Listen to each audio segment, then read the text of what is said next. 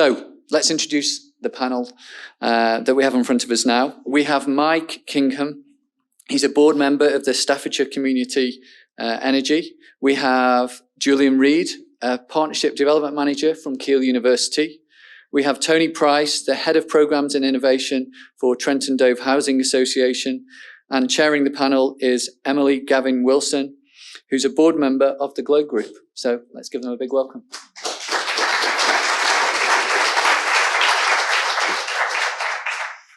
Morning, everyone.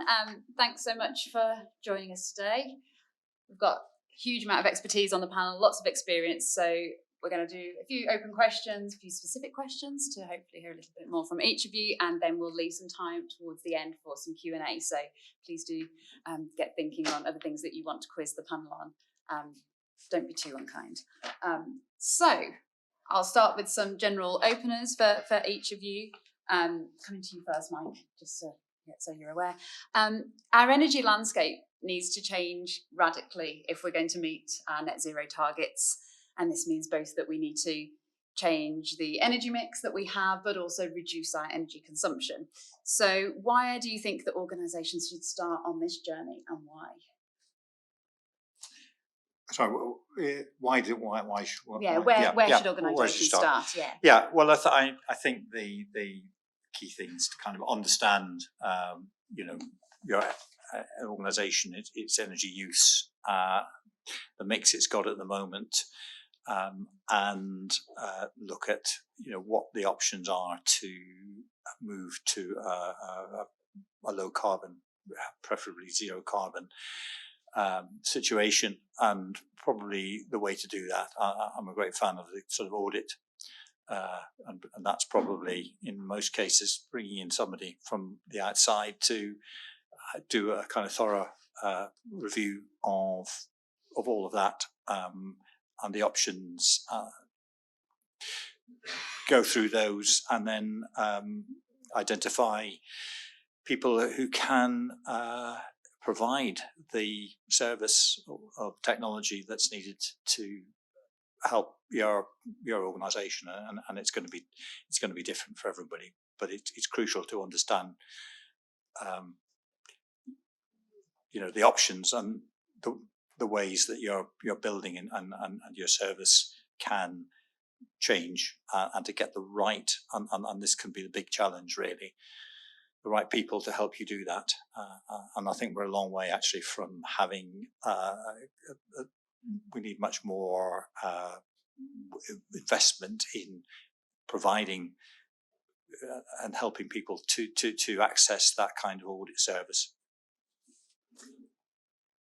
Thank you so much. And Tony, you've done this at the Housing Association, so what's your insight been?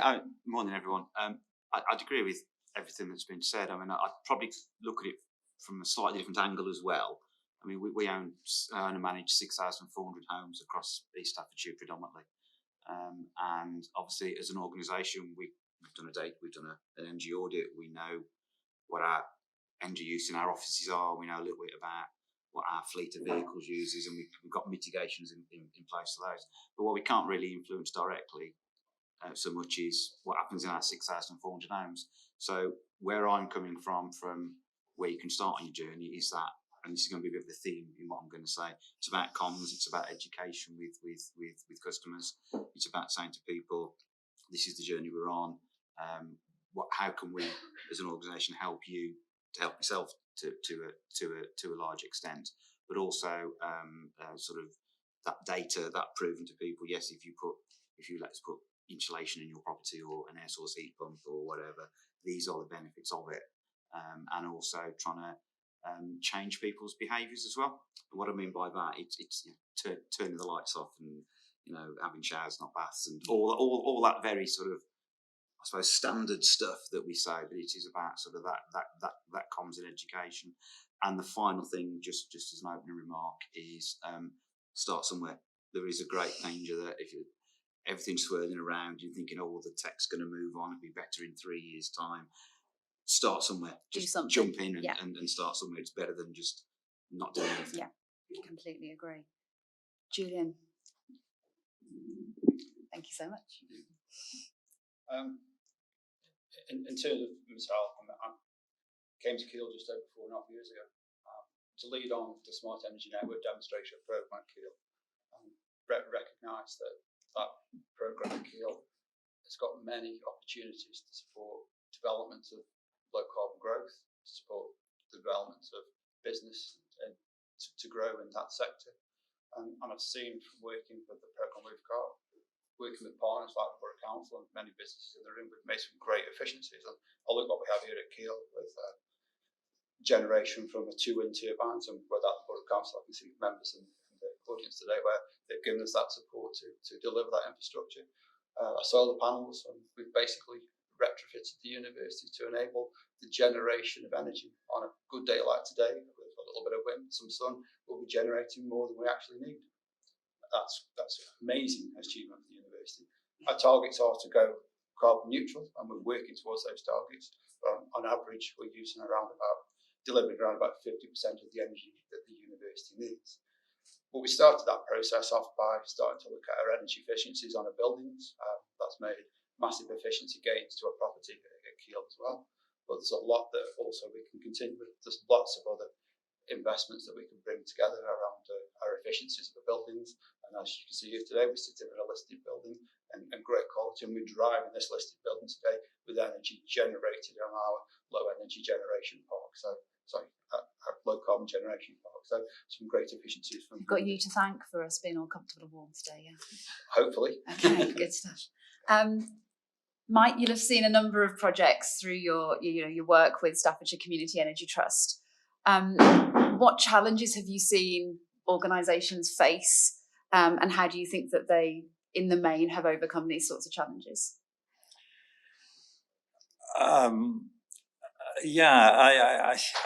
It's a big challenge. I mean, I was talking earlier, as I said earlier, about understanding, the options for decarbonisation. I suppose obviously financing that is then a massive challenge. And I think also saying finding the right suppliers to help you on that journey is equally a huge challenge. And I don't think there are any really simple answers. Generally speaking, I think it's true to say that if people have got their own funding to invest in these schemes, then that's the best way to go. Alternatively, you get a loan, or you come to a community energy organisation like ourselves and see whether we can help you install the sort of technology that you need to move forward. Finding suppliers, I hesitate to kind of give advice on that, but obviously, the obvious thing is you talk to people who've already done it, and find out who they use, because I'm just talking to somebody earlier, trying to find reliable suppliers in this field isn't simple, and it's still, many of these technologies are still immature. Yeah. I've written several follow-ups to that. I was going to say, do you think that the grants are there, but the awareness of them isn't, or do you think there's still a big we need more grants as well? There needs to be the more funding streams. I don't know about grants. I think the feed-in tariff was a wonderful thing. It got a lot of things moving, and it's meant that solar, just to take one example, has become financially viable for most organisations and most people in the long run. Clearly it needs a lot of upfront capital expenditure, and then your payback comes over quite a lengthy period. I think loans, I think, is crucial. And I think of kind of the residential sector here. We talk about able to pays, I don't know what proportion, maybe that might be 20% of the population, but then, if we're talking about a kind of home retrofit, which might be, it depends very much on the home, but, it could be up to 50,000. Worst case, that's a big thing to overcome. So people are going to kind of need those, and we don't really have that in place. And I think that is a huge challenge and a vital service that we need to see the public sector coming forward, perhaps in partnership with the private sector to fill that gap. Yeah, I would agree. And at this point, I should really make a plug for the Green Finance panel, which is coming up afterwards. So yeah, good opportunity to delve deeper into that. Tony, from your experience with social housing, what's the biggest challenge there that you've encountered? I think there's a number of challenges. I mean, I'd probably echo to an extent the finance one. Yeah. Although I'm probably in a slightly different situation that I can access, not me personally, but the organisation I work for can access grants and government grants and whatever. And we got some money from the Social Housing Decarbonisation Fund to do some work in Utopster, which isn't far from here. And that was, I'll probably come on to that in my individual questions, some learning there. I think that's funding is an issue, but I'm constantly changing. I'm constantly renewing roofs, rewiring, putting in new heating systems so we can start to build in. I mean, for example, when we do a roof, we've got a roofing program of 200 or 300 new roofs a year because our properties wear out over time and we need to invest in them. Every roof now has the maximum insulation going to it. When we're doing heating systems, we're still putting in gas boilers because we probably get onto air source heat pumps in a bit. We're not happy with the cost and the robustness of those really, but we are making the properties ready with bigger pipes, bigger spaces, radiators. So we're sort of future-proofing it. Okay. I can do that in my investment programs. So that's one stumbling block. Another stumbling block is it's not so bad now, but during COVID it was the availability of solar panels, air source heat pumps, supply chain again, insulation. Yeah. Now, something Mike said about new tech's developed all the time. That's great. It's when you lock into that, and also comes back to my education piece. I can put in a really whizzy, Wi-Fi based thermostatic control system that will have the kitchen hotter than the bathroom, and that's great. Give that to my 85-year-old mother who won't use a mobile phone. That's just not going to work. So there's something about education and learning piece, and also adapting the tech to people who need it. And the final one, and again, make no apologies, I'm riffing on this point about education and learning. It is about winning hearts and minds, and particularly we started our Social Housing Decarbonisation Fund just before the world went even more crazy with oil prices. So the feedback predominantly from residents was, I don't care, I just want it cheap. I'm not really bothered about the green stuff, I just want it cheap because my gas bills tripled overnight and all that sort of stuff. So there is that hearts and minds as well as the sort of cost of living issues as well. Yeah, and getting the education to be out there so when people are making distressed purchases, they feel confident to make a greener choice over perhaps one that they're more comfortable with. Absolutely. Julian, from your time here at Keele. What I've recognised from the number of visitors that have come to Keele, I've just had just over 1,300 guests to our smart energy tours in the last year, is that there's a knowledge exchange that is required. Everybody's got a different starting point on this. Everybody's journey is entirely different. Everybody needs perhaps a different solution to their own business, building, lifestyle.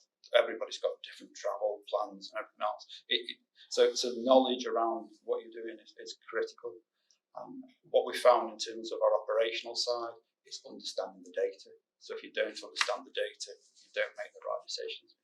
You'll be making the wrong decisions. From a personal perspective, I did actually find that actually identifying the right organisation to deliver the equipment that you need for your business is a challenge. One thing I've always said, and I'm just talking about it just prior, is making sure that they are certified to deliver that technology that you need. And the final point is the development of technology. Technology is developing at a very, very rapid rate. So as I already mentioned, making sure that you opt in at the right time and make those critical decisions at the right time. If you as an individual or you as an individual business. Thanks, Julian. We've got a huge amount of experience and expertise on the panel, so I'm going to delve a little deeper into each with some specific questions now. So, Mike, we're starting to see more traction for community energy projects, particularly with the recent announcements for more funding from central government. How are you seeing this space evolve, and what can people do if they're interested in supporting projects in their area? Yes.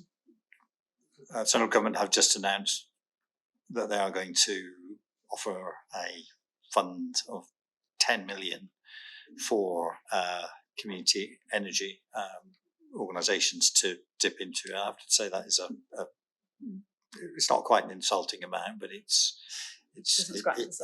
pretty it's pretty small. I think the commitment from this government community energy has been disappointing, but there is some movement now. And that's really sort of slowed up the development, and I think one thing we need now really is to have much more sort of pressure to require sort of larger private developers to actually involve community through a variety of organisations, including community energy bodies in local schemes, to actually have a stake in them, but both kind of financial and in sort of benefit to localities coming from that.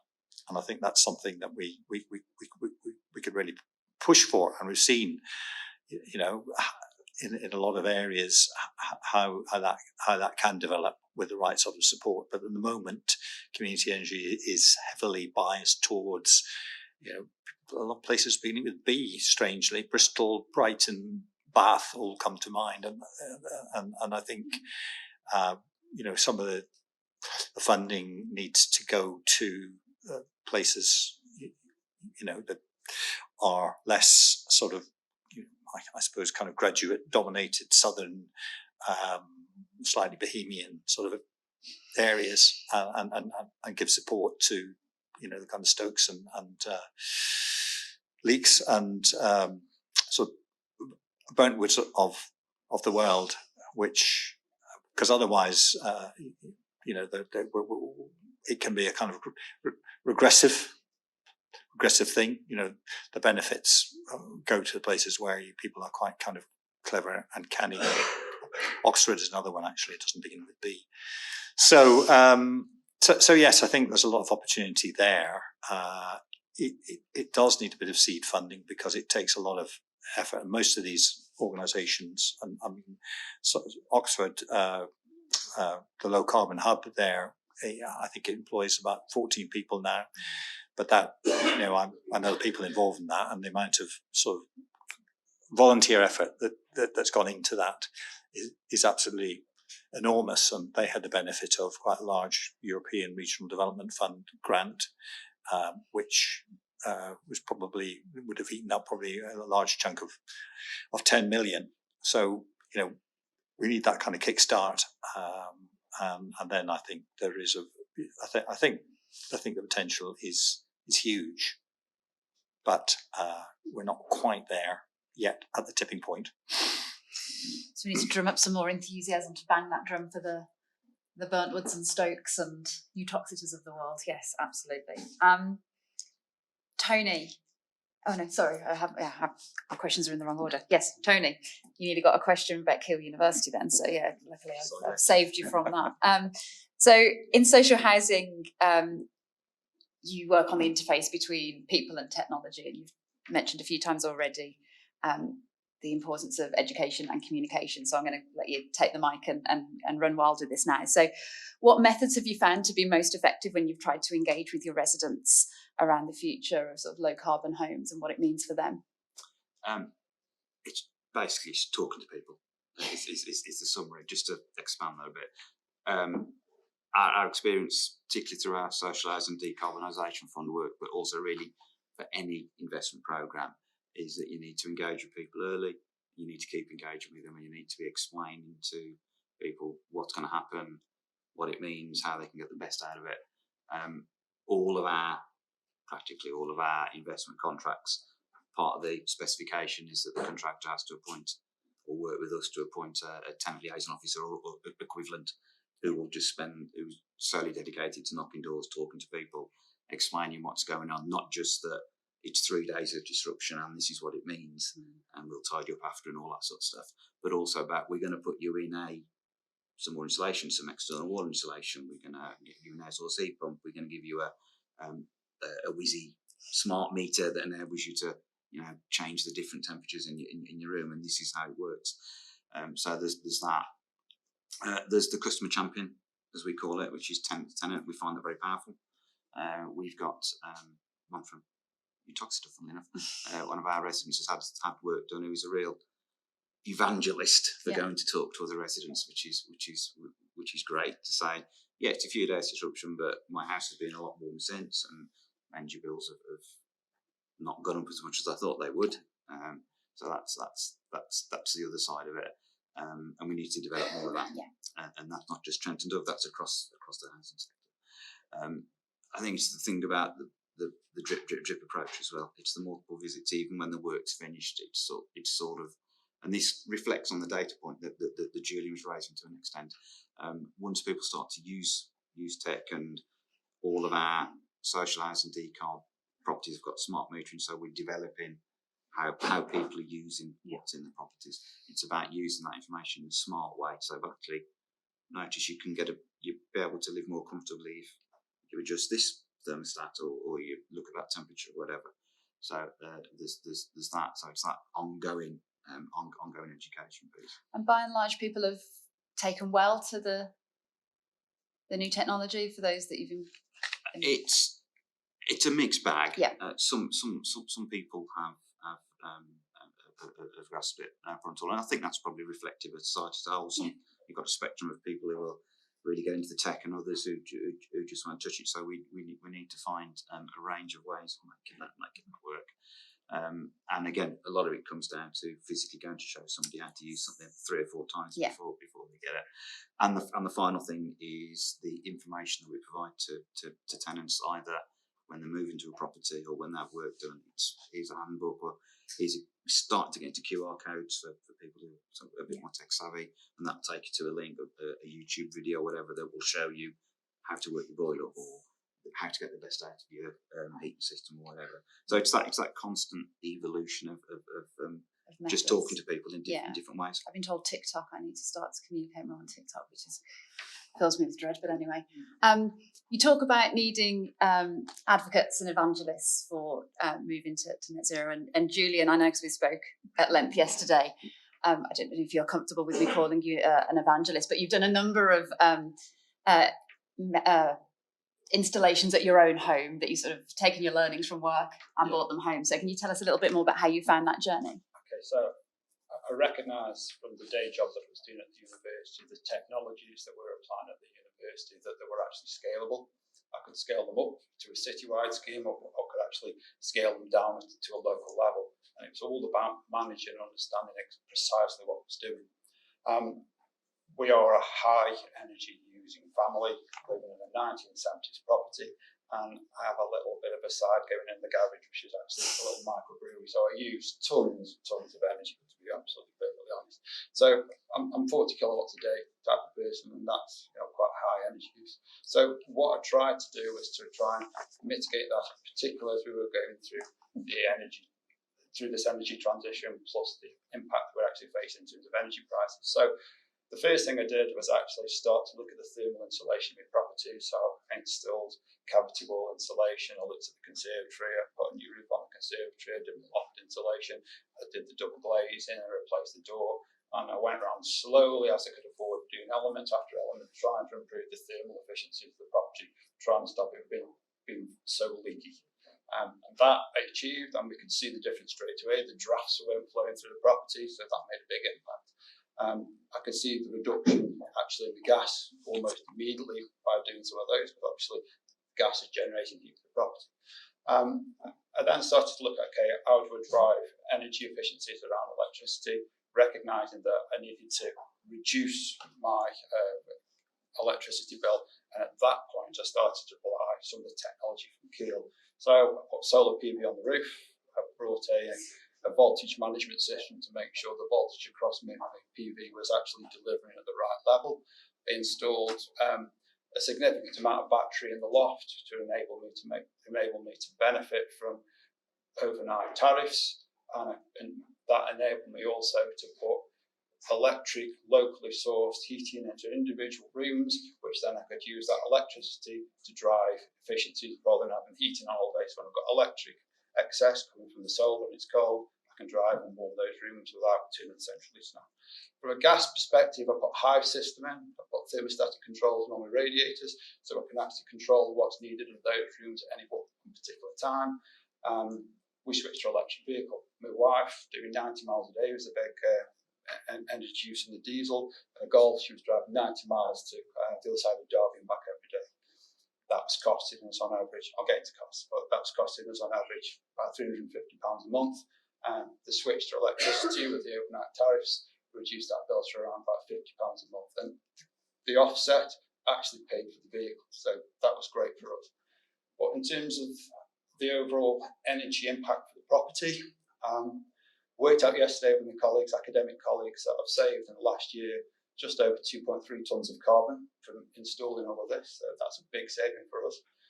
Also worked out that actually in terms of saving, it's just been just over £4,500 in 1 year. So my payback period is quite good on this. I'm looking at around about 4 years to pay the lot off, and that's been actually from applying these technologies.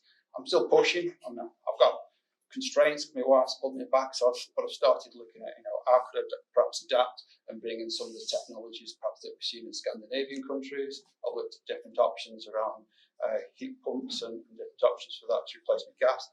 For me, not quite there yet, but again, I just keep challenging it and just to see when the tech's there, I can apply it. But the important thing, as I mentioned earlier on, data.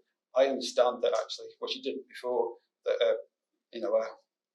electric shower is going to burn 10 kilowatts, for an hour. I understand my energy consumption. I know where it's coming from. Those bits I didn't understand before. So when I had an out of control energy scheme at home, which bills were forecasted around about £5,500, I've got them down from £1,500. So that's my achievements. Big energy savings, 2.3 tonnes of carbon. I think I'm just impressed you got a brewery in your garage. I reckon we could get a site visit or a little tour. Right, got some time for questions from the floor. So I'm going to keep eyes peeled for hands. Has anybody got any questions to ask? Oh, right, because I caught your eye first. Chat with the pen in the air again. The process that you used at home to upgrade your energy system, did that follow the same process that you used at Keele University as well? I'd worked in a team at Keele, and I identified the technologies I needed to apply at home and life. So I clearly could see how the university's solar panels were operating, how we were operating alongside our network. I knew that I needed to reduce energy loss. So obviously the university's been doing that as well, looking at thermal efficiencies on its properties. So the basics are quite clearly make sure you can reduce your energy loss in the first place, because if you're not doing that, you're just wasting energy. And then I follow the use model in terms of what do we need to do in terms of improving my own energy drive and generation. If that answers the question. Super, thank you. I saw a hand. Did I see a hand here? There we go. Community energy. So I come from a small business, our Staffordshire. We've got very minded parish council, my wife's councillor, and we're looking to do more for the village to make it more sustainable. So we're writing a good plan and everything else, so we're going in the right direction. And thankfully, everybody's singing on the same song sheet, which is good. How do we, in terms of community energy, if we wanted to install a wind turbine, for example, in the village, now I realised there was a moratorium on onshore wind until recently. It seems to be there really in all reality. But let's say, for example, in an ideal world, that is released or that disappears. How does a community make that step to say, okay, we want renewable energy? we want to bring people's bills down, which is obviously kind of the, for want of a better word, the bribe and how you get your community on board. But there's a lot of talk of it, but I don't see anything more than just talk. What's the best way for our village to go on our own path? Okay. Yeah, I mean, that's a very interesting question. I live in a village just east of Lichfield called Whittington, and we are working on our decarbonisation plan. I'm on the parish council, and this is we're kind of a subgroup, and there are two strands to it really. One is getting individual property owners, particularly obviously householders, to helping them to decarbonise their properties. So that's one sort of strand, and that's going to be a lot of that's going to be around kind of heat pumps and obviously insulation, PV batteries, that sort of thing. One of the things we're probably going to do there, we've done it before actually. I've been around this circuit once before in my life, about 10 years ago, where we ran a number of open homes events. Get some people who've actually done a lot in terms of the kind of Julians of our area, and get them to open their homes for a day, and then everybody else can go around and just go and see what they've done.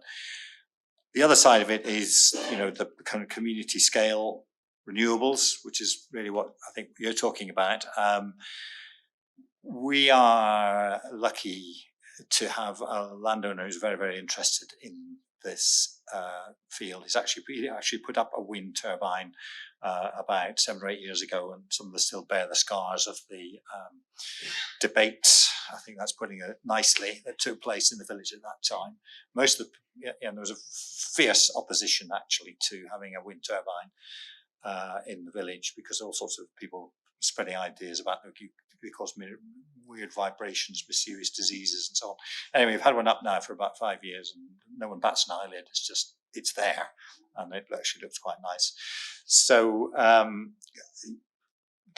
there's obviously a big education job to do. You need to find a sympathetic landowner,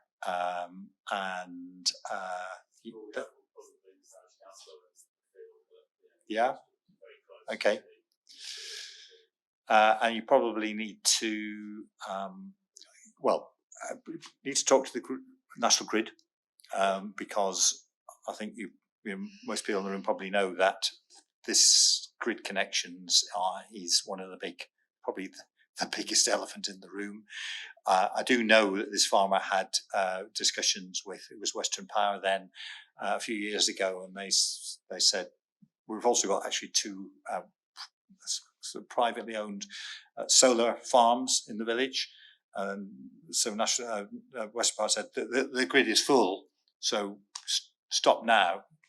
So we've got to go back to them and see what the situation is, and whether there's any scope to get around that one. But it would be potentially, I think, looking at this community energy fund that's they've announced 10 million, but we don't know what the rules are. They haven't actually announced the criteria, the process. So I should keep an eye open for that, and think about putting in for some money to get expert advice on what size of turbine that you want, what the costs and benefits are. And you're going to need some kind of delivery vehicle, probably a community benefit society, I would say. And that could be part of your feasibility study. I could give you some advice on that as well. Yeah, so I think that those are the sort of things that you need to look at. We could approach, we've been talking so far about collaboration and everything. Yeah. I'm very mindful that it has happened elsewhere in the United States, elsewhere. Yeah. Who do we go to so we don't go and make all the same mistakes, or so we can avoid that? Because what we don't want to do is turn the community off. Yeah. Purely because we got it wrong, not necessarily that actually it can't be done. It's just that we said the wrong things or whatever. So how do we do that? I don't want to write stuff from the very beginning.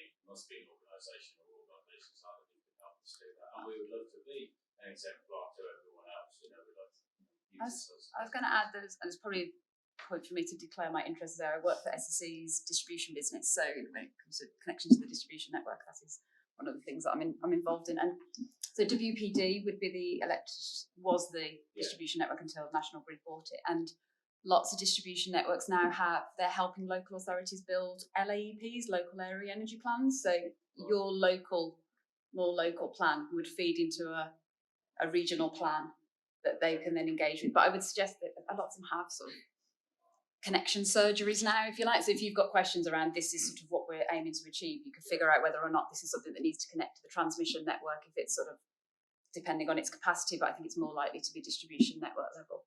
I mean, we do have a solar farm in Paris as well, privately owned. We get a little bit of money from that. And if you saw Rishi's announcement this week, you'll see that he's given us all a bit of a kick up the bottom to sort out the electricity network, so hopefully that will be sorted for you soon. I could say I could certainly give you some pointers on who to talk to. Probably not go through it now, but I mean the local authority, obviously that's very important, and kind of planning issues. I think working with the local community from very early stage to try and flush out, you are going to have probably some degree of opposition. I think it's been much less now than it was 6-7 years ago when discussion started in Whittington, but it's still likely to be, I think, some anxieties that you need to work through. Sorry. Thank you. I think we've probably got time for 2 more questions. So I've got the lady and then the gentleman. Sorry, I don't know. I'll be really quick. Okay. It's not really a question. It was just a bit on what we were just talking about. In that I thought it might be worth mentioning Community Energy England in terms of a signpost for people who want to know more about setting up community energy. Thank you. Good plug. Yeah. In fact, we've got 2 more questions. There we go. Yes, mine's an observation really about it.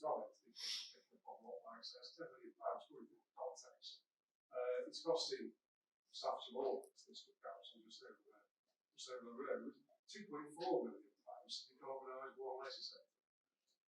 So £10 million is legal kickstart. The real government, especially central government, is the lead. Who does those cost money?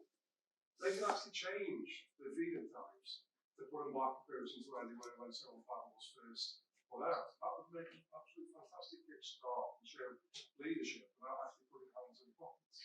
They could change planning regulations to make sure that new builds automatically from now on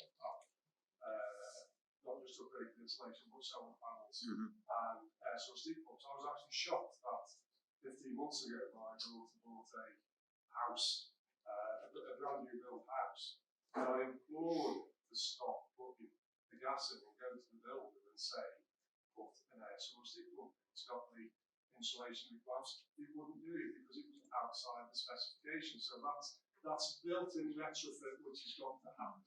Do you have a question for the panel? It's just observation. Right. I was going to say, Tony, you could probably. I was going to say you could bring you in on the new build standards. On the new build. I couldn't agree with you more.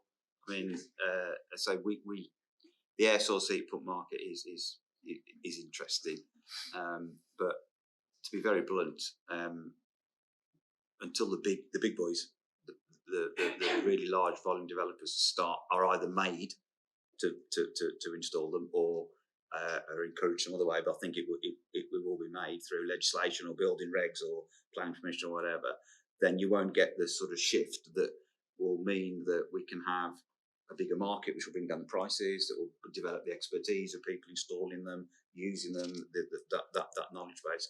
And that, you're right, without wishing to get too political, that is something that could be solved quite quickly with a change of building regs or a change in plan permission, that all new builds should have I'm guessing, we're sort of dancing around the announcement that was made earlier on this week. You've done very well not to run it, yeah.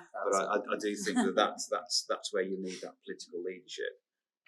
But yeah, I broadly agree with you. Thank you so much.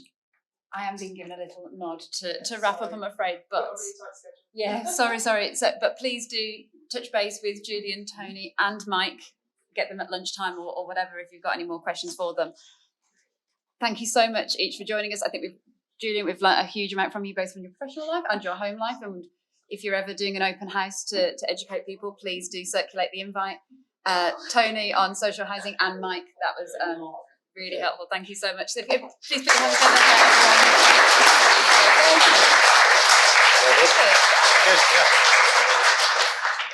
Great.